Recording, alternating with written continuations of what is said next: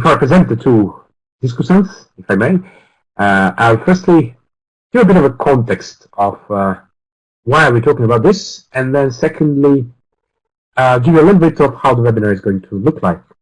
Now, I know that many of you have already visited our webinars, so you're more or less aware of how it works. So a bit of a context will, our two guests will share more light on that soon. But a bit of a context is that we have seen that cyberspace has penetrated all parts of our life. And some of the leading persons of discussions about cyberspace often say that it's not anymore about cyberspace or space. It's actually integrated. It's the same thing almost.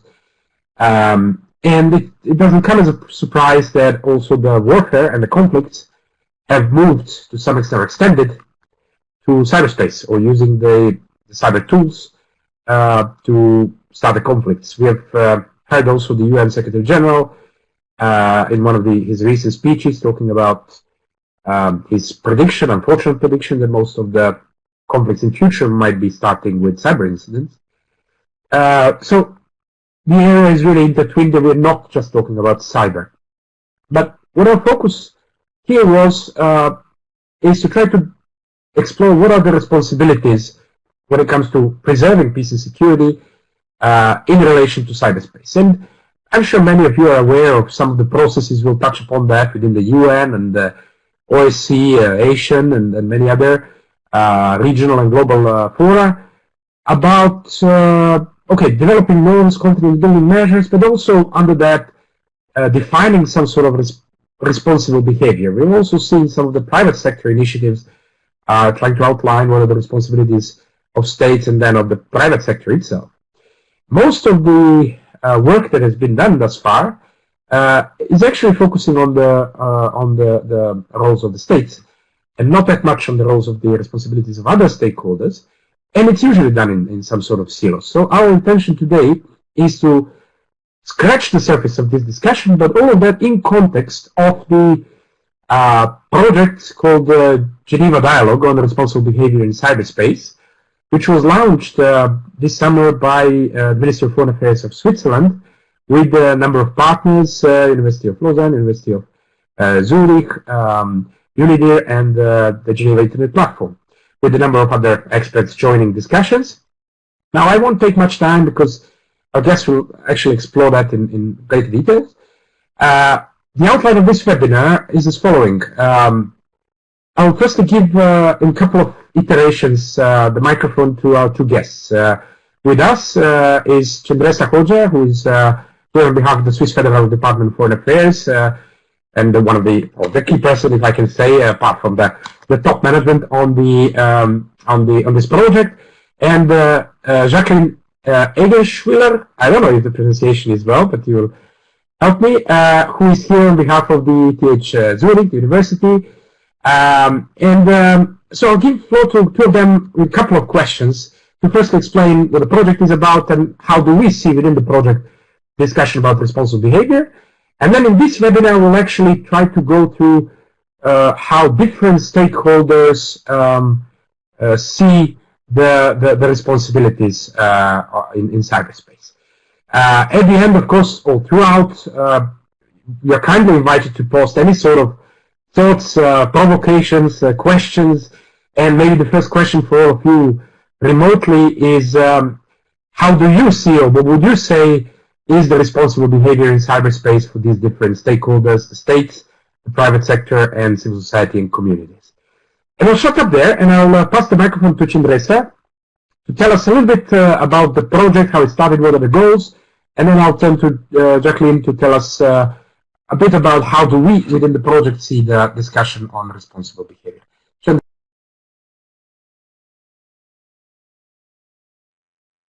Hi everyone, I hope that you can hear me, but it seems that, yes, okay, great.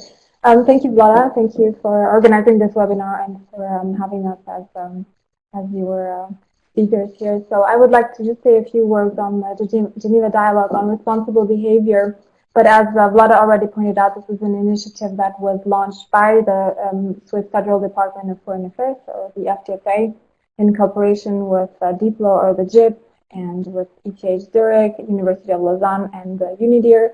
And there are also several independent cybersecurity experts who deal with international peace and security involved in this project and working with us.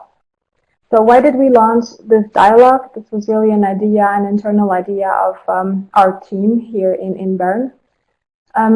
We all know that cyberspace offers, of course, many opportunities for societies, for economies, for states and politics, but we also know that in order to benefit from these opportunities, we need to somehow mitigate the risk.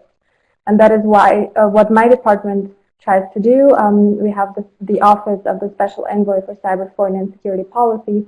We are engaged in many multilateral processes and fora and try to see how to further develop cyber stability and cybersecurity. And we have also learned in these processes and in these fora that actually states cannot do this alone.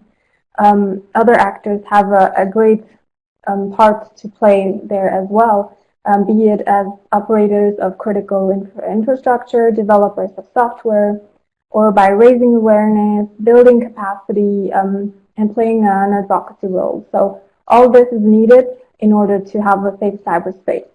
However, what we also learned is that most of the international and multilateral fora actually focus on the use of ICT by states only and the state's role and responsibilities for a safe and secure cyberspace. And these fora are, for example, the UNGGE, the UN Group of Governmental Experts, but also regional security organizations such as the OSCE, OAS, ASEAN Regional Forum, and others. Excuse me. While, of course, this is important, we are also aware that more clarity is definitely needed when it comes to other relevant players, such as the private sector and civil society, relating to their responsibilities in the use of ICT in the context of international security. And that is why we launched the Geneva Dialogue.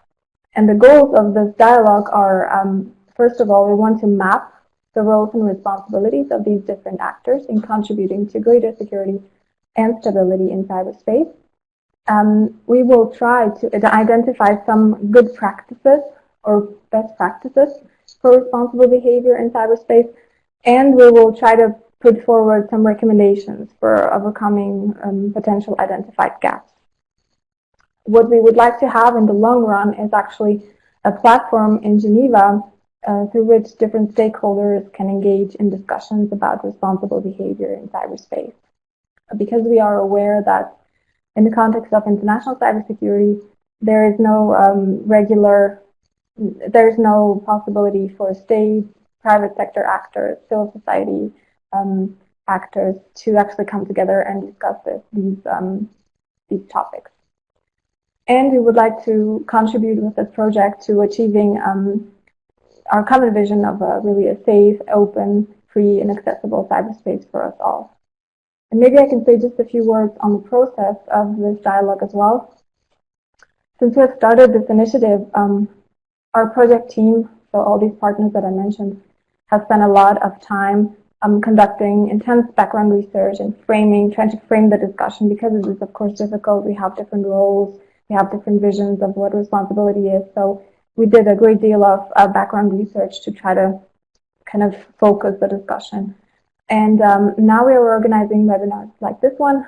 The goal is to allow interested stakeholders to share their ideas and views on responsible behavior in the context of international peace and security. And the main event of the Geneva Dialogue this year will be an expert workshop organized in Geneva next week. Participants in this workshop will discuss the outcome of this background research that I mentioned that we did, and try to map the different roles and analyze the roles and responsibilities of the different actors. They will also try to identify and share good practices for responsible behavior, and ideally put forward some recommendations to the same. After the workshop, we will have an analytical report or a document summarizing the discussion, and hopefully this will be finished and presented in Geneva sometime in December this year. And currently, we're also having internal discussions on how we can continue the Geneva Dialogue also for next year. So we're trying to shape and to think of a second phase of this project for next year. So this is it from me. Thank you. Thank you, Chandresa. A couple of important things that, just to repeat them maybe, because you stressed them well. One is that there is a lack of discussion among the different stakeholders. So it is mostly discussed if there is any discussion as discussed within the silos. And in that sense, the project, particularly if it continues, will help this cross-fertilization. And then the second one is Geneva is as a place where many of the international policies related to cyber are already being developed, is the good place to lead this discussion. Within the project, there are three strands that are working together: the strand of states, the strand of private sector, and the strand of civil society and communities. And part of the work was actually trying to map what has already been done by these stakeholders in defining responsible behavior, and how these stakeholders see responsible behavior. That's where I passed the mic to Jacqueline. It was not easy, Jacqueline, I guess, to actually come up to some sort of a clear vision. How do we see by all stakeholders what each stakeholder mean under responsible behavior? How do we frame that? How do we organize a discussion? Well, any thoughts on that and a background on the discussion and the challenges that we have? Thank you very much for the mic, Vlada. I hope everyone can hear me well. I will just build on what Chandresa and Vlada both highlighted already, and I think it's a valid point which was just mentioned by Vlada in terms of it's a true challenge to define what responsible behavior in cyberspace means, particularly if you look across just state behavior simply and the legal responsibilities that state behavior actually is already ascribed to. So if we look at private sector and civil society entities in particular as well, what do we expect of these entities to do in terms of securing cyberspace or contributing an environment that is secure and stable? And in terms of addressing that, we try to pursue quite an extensive round of discussions and also extensive definition of responsibility and what responsible behavior means in cyberspace. So just to highlight what the current consensus is, I will read you a statement that describes what we understand as responsible behavior as a common threshold or common baseline. So responsible behavior could be defined as behavior by a given actor in a given set of circumstances that can be said to conform to the laws, customs, and norms generally expected of that actor in those circumstances. Now, as you can already hear from that, it's still quite vague in what it tries to discern or describe. And a lot of it is also context specific and context dependent. So Vlada has already mentioned, and Chandresa as well, that we're looking at these three strands in terms of responsible behavior. And how responsible behavior is shaped out varies, of course, across different strands because of the different functions these entities take on in society. So, for example, with regards to the private sector, we discussed, for example, given that they own a majority of critical network infrastructure, as well as develop a lot of products, or actually the majority of products that are used on an everyday basis. What does responsible behavior mean in that context? And what we initially came up with as extent behaviors that we can ground upon is, for example, to maintain resilience in the products that are developed, to update and patch regularly, for example, as existing responsibilities, as well as to just take into account legacy issues as well and address potential vulnerabilities, just as an example. And if we look at civil society and academia, for example, the roles they play are very much ones of holding the state actors that are discussing and debating how international law applies to cyberspace as well to account, and actually really play the role of a civic oversight. So you can see within this discussion a lot of different facets that come to the fore and need to be addressed.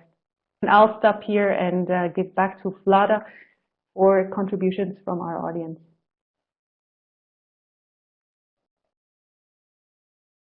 Thank you, Jacqueline. It was indeed quite a challenge, and because looking at the responsibility even and the responsible behavior from different angles is completely different. When we talk about the state's reflection on that, since this is within the security area mainly, and the GG is under the first committee, and basically it's a sort of a security set, traditional security setting, it usually talks or limits or discusses the roles of the states, but then apart from couple of, and Jacqueline, you can probably go in more details later when it comes to the Microsoft and the proposals, there are very few specific proposals on what should be the roles and responsibilities of other stakeholders. Before we go ahead, I want to remind all of you that, and Natasha, and I forgot to introduce Natasha. Natasha, forgive me, please. She's our online moderator today, and she's going to help us channel your questions and comments, and also maybe provoke you a little bit. You can start already filling in your thoughts. What does responsible behavior in cyberspace mean for you? And I think if you go through the GG documents, you already see some examples there, like what the states should not do, such as attack the critical infrastructure, attack the certs, and so on. Jacqueline mentioned a couple of related to the private sector, such as addressing the vulnerabilities and responsibility for product security and security of the chain. The good question is, what are the responsibilities of us as final users, and not going too much into simple awareness, which is also important, but is there anything else that we as communities, as civil society, and even academic communities, technical communities, have as a responsibility on our shoulders? While I'm waiting for your comments, I pass the floor back to Chandresa with maybe a snapshot now of how the governments actually see, or the states, how they see responsible behavior. Jacqueline mentioned the definition, or some sort of attempted definition, that we said that it could be understood as conforming to laws, customs, and norms, as well as public standards. And now the question for you is maybe some of the examples we know, or some of us probably know some examples related to GG, but you might dive a little bit more into what are the existing norms or documents, mechanisms that actually help shaping the responsible behavior of states in cyberspace, and what are maybe some gaps that you still see? Andres.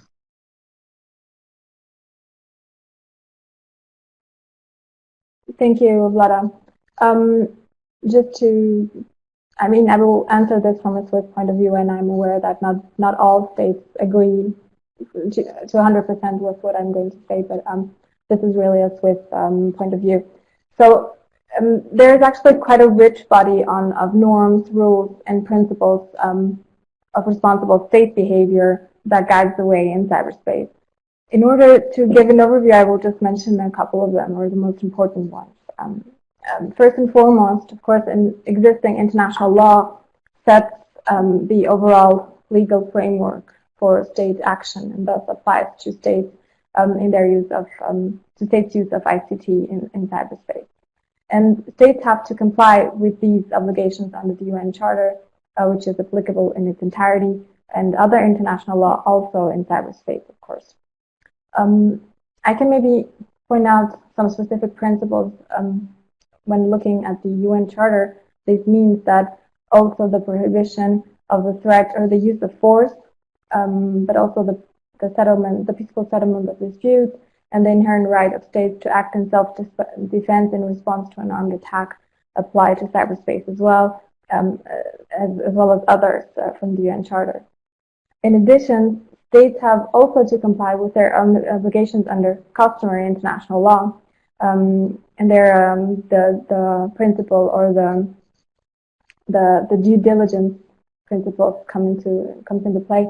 This means that states have to do their utmost to try to stop internationally wrongful acts that emanate from their territory. And furthermore, states have to comply with their obligations under international humanitarian law if they are in the situation of an armed conflict, of course. This again means that in their cyber operations, states have to observe the principles, the humanitarian principles of precaution, distinction, proportionality, necessity, and humanity. And very importantly, all human rights obligations must also be respected in cyberspace by states as well. And states cannot get rid of their human rights obligations just by moving their activities from the real world to the cyber world. And it doesn't end there, so these are kind of the legal aspects. But on top of this, there are also voluntary norms and principles that apply, such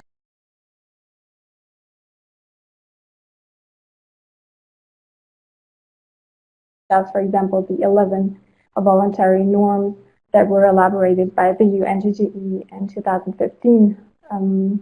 For example, that states should not attack critical infrastructure of other states, or that they should not use their certs to attack other states, and so on.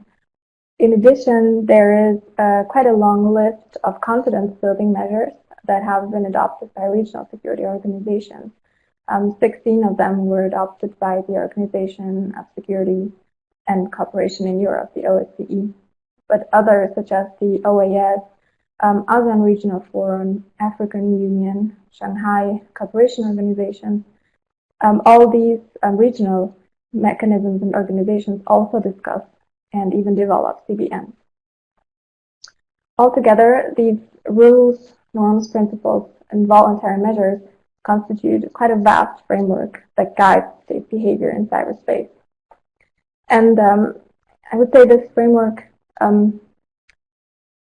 it actually helps to build confidence between states, and it defines what is possible for them in cyberspace, but it also says where the limits lay for state action and state behavior in this realm. The goal is always to be able to contribute to peace and stability in cyberspace. And for me, I think even if this framework exists, and it is quite vast, and I realize that not many are actually aware that it is there and what it means and how it should be applied. So I think we need to raise a lot more awareness of the existing framework, of the existing rules, of the existing norms and principles of state behavior in cyberspace. We definitely need to clarify how exactly these can be applied to the cyber realm with a very specific, in this very specific context. Not only how the international law can be applied, but also how the voluntary norms can be operationalized and really applied in cyberspace. And we also really need to start implementing them as soon as we figure out how. And I think that regional organizations such as the OSCE and the others that I mentioned can play a very important role when it comes to developing quite practical and action-oriented measures and implementing the existing norms. So this might be one of the channels that. Thanks, Andressa. There are a couple of good comments in the chat, but I'll sum them up in a minute. You mentioned a couple of existing mechanisms.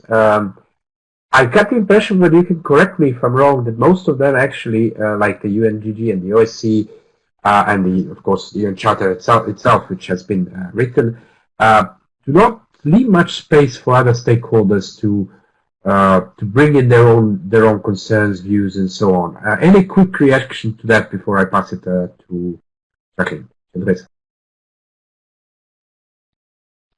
So did you say that they do not mention the roles of the private sector, if I understand correctly?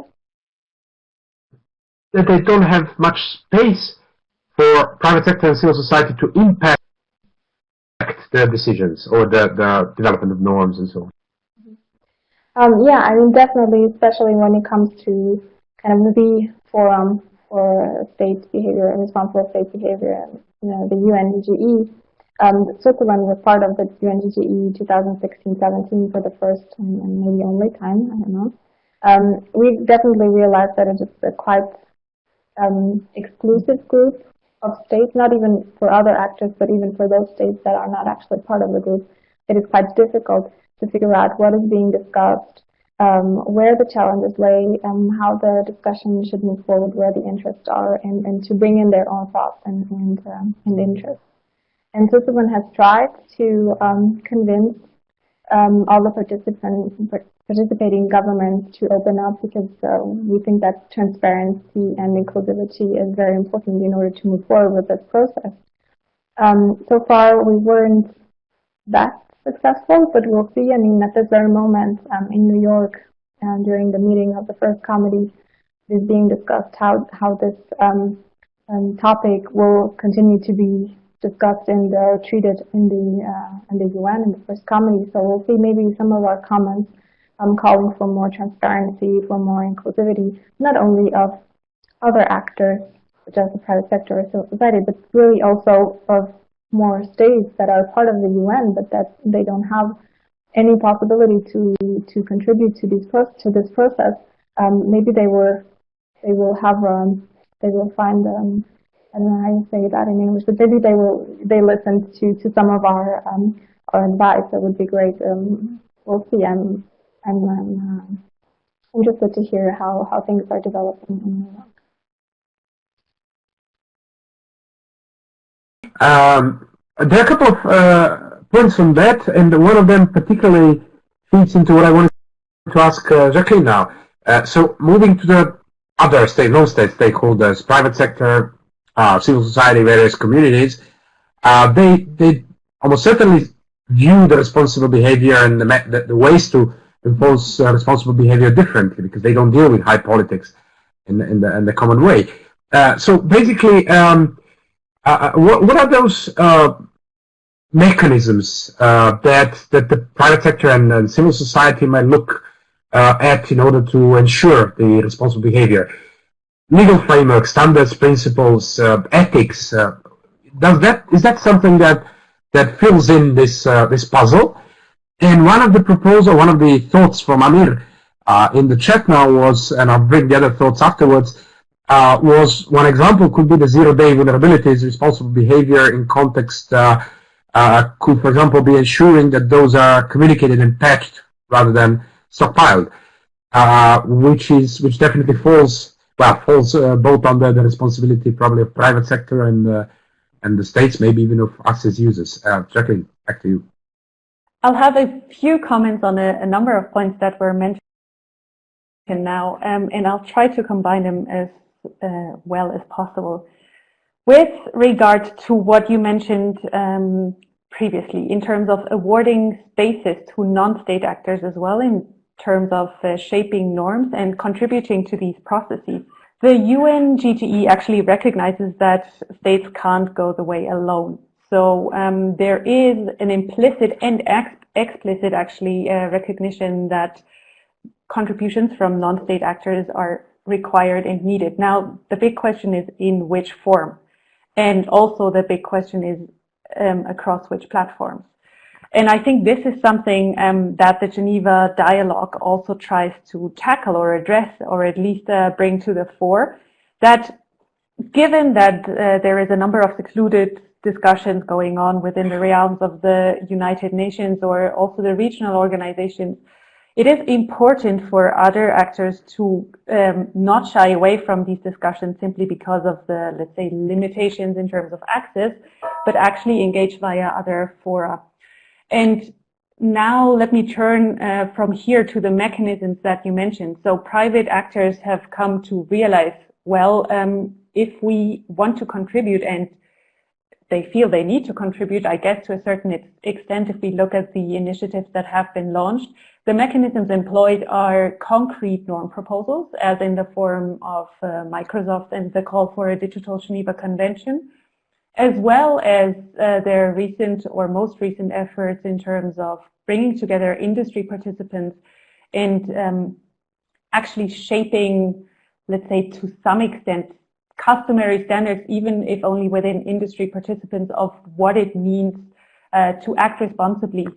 Namely, to, for example, make sure to release secure products, to communicate vulnerabilities, etc. And in terms of civil society organizations, it's the mechanisms there that we see employed is, of course, primarily awareness-raising techniques, be it the issuance of special reports. For example, the ICT for Peace Foundation in conjunction with Leiden University that have released a commentary on the Tallinn manual as well, for example. So these efforts and mechanisms are employed by non-state actors. Now, the difficult part is, I guess, to some extent gaining traction, because there is, of course, resources that also need to be underlying in order to gain their respective traction. But at least we see quite a number of activities going on in that space, which I would see as an encouraging sign in this whole debate. And sorry, I'll leave it there, Vlada. I saw you wanted to react. I'll stop here for your interjection and continue later on. Thanks, Jacqueline. No, nothing particular. There is a quite a good set of comments and questions and thoughts in the chat, so I'll run through them and I'll get back to you for comments. But I think one thing that you basically started, Jacqueline, with is that even the states, at least based on the GG documents, recognize that they can't do it on their own. So that's quite an important signal to start with. There's a bunch of good questions, not many related to governments now. But for instance, one was, as some sort of a principle, is to consider others' feelings, which might seem maybe naive a little bit, but in fact it could be a sort of, if as Jean Emmanuel said, if the wording, the wise way of wording could be put, he suggests it could be a good development in passing on as one of the principles is consider not harming the other's feelings. Then Ginger was reflecting the role of civil society or the users, and she was mentioning a couple of responsibilities of informed users related to use of good security, good antivirus, act as a good user, and so on, which helps not proliferating the malicious code and so on.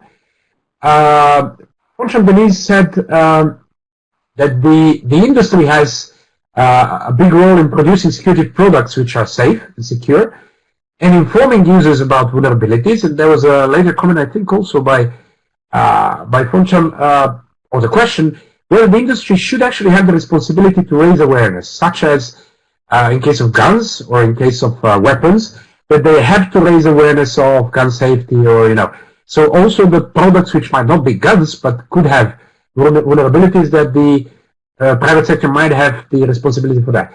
And then when it comes to the civil society, he confirms something that Ginger basically said, is about informed citizens, but he says that it might be actually civil society who should play the role of raising awareness. So it's a good question, who should be the one to raise awareness on a broader scale? Then Ginger says, I'll run through that and you can write the notes and I'll leave it to you to comment whatever you wish. Then Ginger reflects on that and says that it is also the responsibility of the users to make their voice heard, so to be responsible citizens in a way, and fight for some values and fight for security and so on.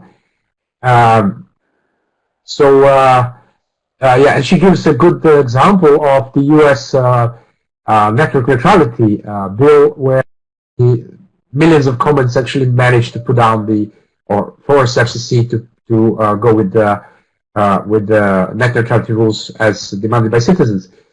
And then I think one was again by Fulton is that civil society can advocate for legal reforms, but they are the ownership, basically the responsibility at the end of the states to implement. And there I basically throw a question to all of you. When it comes to policy shaping, that could be an inclusive process. When it comes to decision making, usually is the state. But when it comes to implementation, that's what I'm throwing a question for all of you. To what extent it actually has to be the state that does the implementation, or it needs to be on all the levels and all the stakeholders, which then demands the policy shaping to be inclusive in order to be implementable. And then there was from Yin Chu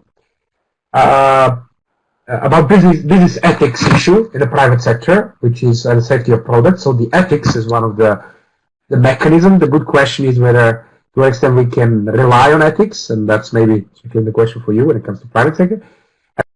And the last one in this round is Ilona, who said, how are you going to reconcile the position of states that oppose the applicability of international humanitarian law, seeing it as legalization of cyber conflict? I assume this relates to the UNIDIR 2017 failure, and basically going into the state of cyber conflict and how international humanitarian law applies. A lot of questions. You don't have to respond to all of them. You can chunk them in some ways. But I pass back the floor to you. Yes, thank you, Vlada. Maybe I can start with the very last thing about the international humanitarian law and legitimizing cyber conflict, because this is something that has been discussed, of course, in the UNGGE, where we participated in, Switzerland participated. And there I just have to say that by starting to treat cybersecurity in the first committee of the UN General Assembly, it is basically clear that cyber is becoming a field where states interact with each other, and where they start interaction, conflicts always can arise. So just by saying that international humanitarian law is applicable in an armed conflict, also to cyberspace, doesn't really legitimize, in my view, cyber operations. It just means that during an armed conflict, in the cyber operations, you have to apply to the same rules that are there for normal military operations, or acts of states. So I really think this argument is not really valid, and you need to think about this in more detail. But I believe it's just clear that if we say international law is applicable, then it needs to be in all, in peace and in wartime, and the international humanitarian law is applicable in wartime, of course, also in cyberspace. And the other thing about policy shaping, policy making, and implementation of these rules, I think when it comes to implementation, it becomes quite clear that other actors have a very important role to play. There were some studies done on why the existing framework is not really being implemented, or where the difficulties lie in implementing the existing framework. And very soon it was recognized that actually a lot of the infrastructure is owned by the private sector, and states do not really have the means to implement the norms and the measures that they create. So you need to work this back, and when you realize the implementation only works with private sector, with other actors, then it is clear that you need to include them in the policy and policy making process as well. For example, in Switzerland, we actually do this, and we did this when we developed our national cyber strategy.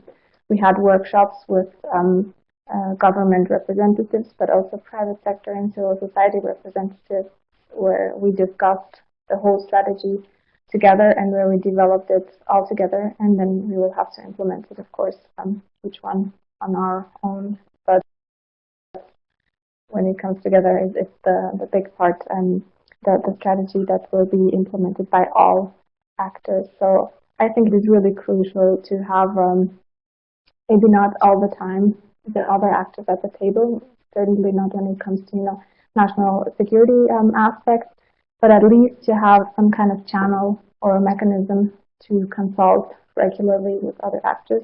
I think these processes that are led by states or very state-centered would benefit a lot from an exchange that is more regular and more institutionalized, I would say, like that. Thanks, Andressa. Well, same questions, but maybe the focus might be, Jacqueline, for you on this responsibility of the private sector when it comes to the safe products, and also the civil society when it comes to the pressure and the fighting for values and so on, and who has the responsibility of raising awareness and yeah, I think it's really great questions, and thank you for posing them. And looking where this discussion is headed, and also looking at our own work in this realm, you can really see that it's a tricky endeavor, and there is a lot of side questions, so to say, that pop up if you're trying to address the big questions as well. Let me comment first on Jan's initial remark, as well as then later issues mentioned by Ginger, namely that relate to ethics and some type of morality. I think it's a very important point to mention in this discussion as well, that we might also need to turn to morals and look at moral duties and obligations that we might expect from certain actors. Now, if I can connect that with product security, it would almost be a certain type of due diligence that you can put as a baseline for corporate activities in terms of developing products. So not only, I would argue, is it a moral obligation to protect your consumers and also inform them about potential vulnerabilities should it come to that, but also it's just a standard practice of good business, and also a practice that might in the end affect your bottom line. So I think we there see a confluence of moral duty as well as business or operational duty to some extent. And with regards to civil society, I think it's a very fair point that Ginger raised, that really as citizens and users of all this technology and these devices, we do have a civic duty to hold developers as well as our governments to account in terms of protecting us from malicious attacks and from potentially far-reaching and wide-ranging destructive activities. So definitely, I think there is value in discussing that as well. And building on what Gendresa mentioned, that there is indeed a need and also a realization that cooperation is crucial, yet the implementation of that might be tricky. You could also pose the question, is there an inherent responsibility for cooperation among all the different stakeholders? Is that in fact a true responsibility that needs to be taken into account and thought about how to be implementing it? I think I will try to connect it with Ilona's point as well, that there is a certain apathy of states with regards to agreeing on whether or not international law, and in particularly also international humanitarian law, is applicable to cyberspace and cyber activities. And where the private sector there comes in, and civil society as well in particular, is to remind these governments, some of which have also become more vocal in accusing other governments of malicious activities. If you think about the stance the UK and the US recently took against Russia, to really say and line out, this behavior is unacceptable and we will not tolerate it, and will think about and enforce corresponding actions. The same can be done on the part of private sector and civil society, in the sense that they can exactly engage in these norm stipulating activities as we've seen they're doing, in saying, look, this is not acceptable behavior. This cannot become the default, and it cannot become a sort of customary norm or even law of accepting this malicious practice. So there you can basically have these actors act as a stopping block, or hindrance to potentially dangerous customary practices of not reacting to malicious activity. Maybe that from my side. Thanks. There is a lot of overlap between two of you, but still the whole area is a little bit blurred, I guess, for many people. There was one sort of a track in discussion also, and I want us to maybe bring us back to that. No, it doesn't go actually to what responsible behavior actually means. It is about how do we ensure it, but it's closely related. It was a question for two of you. So how do you see, particularly for non-states or non-state actors, but also for the states, what are the could some of the software approaches actually work? So not just the firm legislation, regulation, and so on, but some sort of incentives, principles, standards, and so on. I understand that the norms actually and confidence building measures among the states are as well some sort of a soft approach, which is voluntary in itself. Are there any other voluntary measures that, or software measures that the states can implement, and can that work, Chandrisa? And then, Jacqueline, regulating or ensuring the responsibility of other stakeholders, primarily private sector, but not necessarily only them, does it actually require a more firm regulation, or it could be dealt with software approaches? And I'm not talking about only the responsibility of the private sector. We had a number of discussions about the legal liability of users for not maintaining their computers, and so on and so forth. So some short thoughts from two of you. Chandrisa. Thank you, Vlada. I think it is possible to promote responsible state behavior through soft approaches. And when I laid out the existing framework of responsible behavior in cyberspace for states earlier, you noticed that a big part of it is, of course, international law, but the other part, also a very important one, consists of voluntary norms and confidence building measures. And I would say these are non-binding mechanisms and soft approaches. There's no need, of course, to say that the international law and the voluntary, or let's say political norms, are often very closely interlinked, so one could say they belong to the same framework. But we also have, of course, these kinds of principles of transparency, integrity, and accountability that are very important to states as well. So I would say, in general, soft approaches can work with states. The question is, of course, how to ensure that states accept and are guided by these non-binding mechanisms. I think there are some tools that are available for that purpose.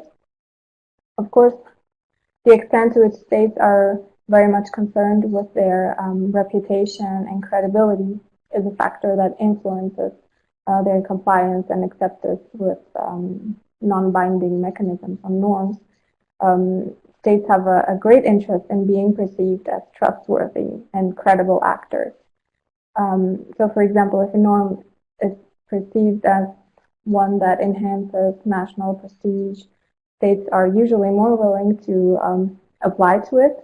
And also, if you frame a norm as a best practice, and then you make some of the key actors, I would say, accept this norm and apply it, states are usually more willing to start doing the same thing, to belong to the same group of good actors, trustworthy actors.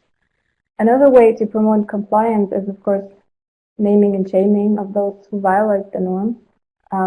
This can be an effective tool. It doesn't have to. It can be also, it can raise the risk of conflict as well.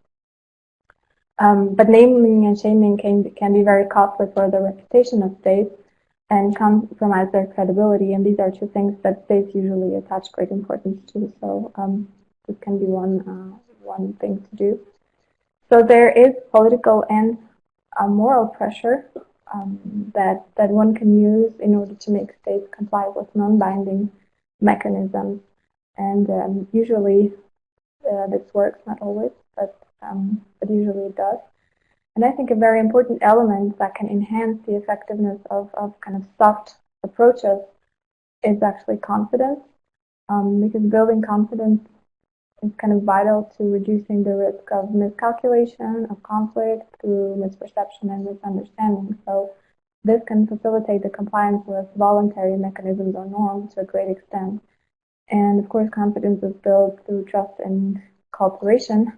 And I mentioned confidence building measures earlier. So having channels for regular, open, and transparent dialogue and exchange of information between states can significantly increase confidence between these actors. In such channels or possibilities of platforms for exchange and to build trust, transparency, and confidence exist in regional fora, for example. And we can see that there states are more willing to actually share information that they wouldn't before in bilateral contact. They open up in these kind of regional contexts. And when there is trust, there is also more willingness to kind of apply also soft measures, and you do not need any law or any coercive measures. But also cooperation between not only states but also between states and non-state actors is quite important. And so the key word here is, of course, public-private partnerships. And in Switzerland, we actually have a pretty good example of PPP that I always mention, and it is that of the Reporting and Analysis Center of Information Assurance, Melanie. Because in Switzerland, when something happens and critical infrastructure is attacked, the operators, they are not obliged to tell us about it, but since we have this PPP, it actually creates trust and it makes them comply with a kind of a standard or a norm that is not really written, but they usually come and report this incident, and there is an exchange. And this Melanie is in very close partnership and cooperation with national critical infrastructure operators, and in this partnership, they focus on sharing knowledge and resources that are available only to the government, and which would be probably otherwise not accessible to the private sector, especially when it comes to information or intelligence services. So having these mechanisms, creating trust and creating a channel through which you can always communicate and share your incentives with other parties, creates kind of an environment where standards and non-binding mechanisms work better, because the environment also leads you to abide to soft approaches. Thanks, Chandrisa. I think you raised a very important issue or point is actually the trust and the confidence. The question is, the trust requires probably that everyone has a stake in having the cyberspace more secure. I would argue that everyone does have a stake in having cyberspace more secure. Even the states, they are increasingly investing in cyber armament, because it's not just attacking each other, it's actually destroying the trust in the entire digital economy and digital society, and society of today, if we wish, though the stakes are much higher, and I hope the states and everyone else will soon understand that. But if we hope that everyone gets the understanding, then definitely trust and confidence among the players is one of the key soft mechanisms that we can build. And then back to you, Jacqueline. You can of course comment on that as well. But back on the ensuring the responsibility of private sector and civil society. Amir had an interesting comment related to security of products, where he said that every secure product needs a good code, a vulnerability scanning, thorough testing, high standards, and so on, which raises the costs and ultimately might not be in the interest of the private sector. So it's hard to probably control that. And then Cheney added that it might also be hard for the state to catch up with all the standards and technical requirements in order to force the private sector to get more responsible. So what is the interplay there? Yeah, that's more or less it, Jacqueline. I guess as a private sector entity, you're always somewhere in between your bottom line and actually what is required of you or expected of you in terms of behavior. So surely what Amir mentioned, the ISO certification schemes are also, I think, or should also be considered as a standard to set yourself apart from, for example, companies that don't apply or consent with ISO standards. So it can be a comparative advantage to some degree to adhere to these standards and actually put higher thresholds for your products and services that you provide for your own company. Of course, that might go ahead with or entail higher budgets that are required for that. So there is always a bit of a trade-off. However, in terms of ensuring, because we can never actually probably advance the standard of having completely secure products. I would argue it's just an impossibility because there is human elements involved as well as machine elements that might be not entirely controllable. So we should steer away from this idea of having perfectly secure code and rather focus the energy on trying to manage risk. Actually, it's all about managing risks to the greatest extent possible rather than preventing them completely. And there you could think about product liability standards, which could be enforced by local governments. It could be enforced internationally to some extent, for example, with the reporting standards, GAP and IFSR, for example, which are internationally valid, something we could see emerging along similar lines. And we could also build on just standard due diligence processes, both on the side actually of individual users as well as companies. And on the side of individual users, you as a user need to take the necessary precautions also. It's a kind of personal risk management to prevent you as far as possible from being subject to these attacks. So it's a duty as well as just standard due diligence on your part as user to ensure that, as well as it is a duty on the part of private sector companies, which I mentioned before, to ensure that your products have the highest possible levels of security and have gone through enough cycles of testing, etc. pp. So there we could see certain drives for, let's say, harder regulation. But I think the interesting task these actors, civil society, academia, as well as industry participants, can actually contribute to these processes that we are discussing is in trying to have a perception and shape together an evolving regime that deals with malicious incidents. So it should really be a certain motivation on the part of all stakeholders to try and ensure a secure environment for the sake of everyone and for simple survival as well.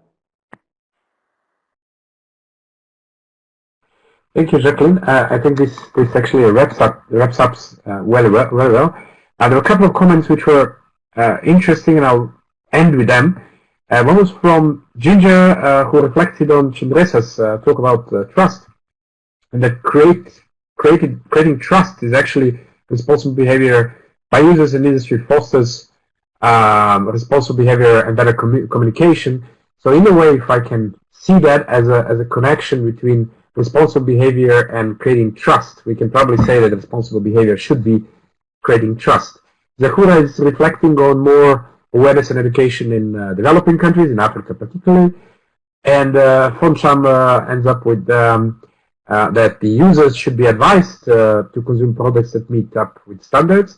And to that, I can just add, again, back the question to what extent it's our responsibility as end users to demand more secure products rather than cheaper, more fancy, newer, and start asking actually for more secure products or more privacy oriented. That's a question whether it's possible, whether it's easy, but I leave it to you.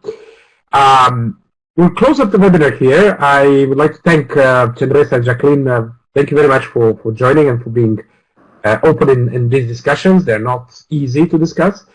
And thank you all for good, excellent comments.